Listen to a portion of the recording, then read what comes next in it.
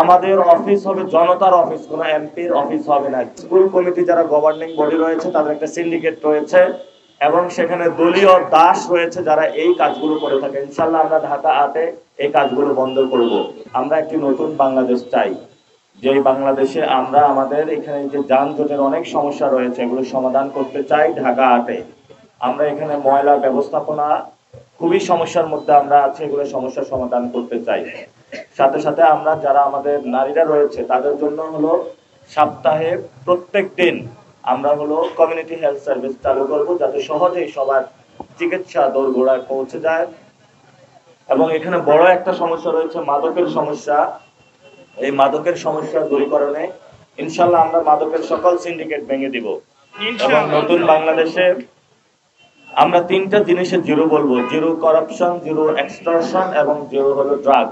মাদককে আমরা না করব ঢাকা আটে, দখলদারিত্ব এবং চাঁদাবাজিকে না বলবো আমরা ঢাকা আটে, এবং কোন দুর্নীতিকে না বলবো আমরা ঢাকা আটে।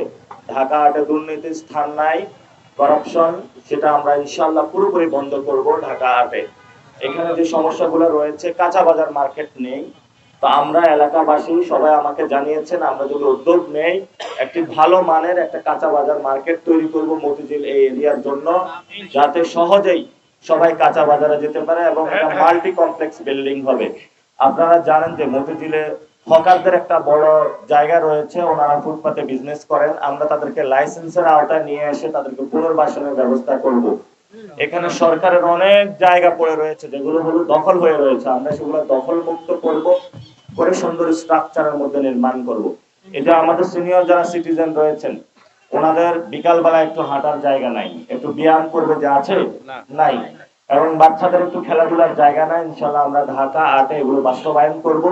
আমরা একটি ক্লিন এবং গ্রিন, একটি সুন্দর পরিষ্কার এবং সবুজ ঢাকা আট গড়ব। এবং আমরা আজকে এক আন্টি আমাকে বুদ্ধি দিয়েছে যে প্রত্যেকটা ছাদের মধ্যে আমরা হলো সবুজ গাছ দিয়ে পুরো ঢাকা আটকে ছেয়ে ফেলবো, যাতে পুরো আকাশ থেকে পুরো ঢাকা আটকে সবুজের একটি নগরী মনে হয়। এটা আমরা ইনশাল্লাহ প্রতিষ্ঠা করব।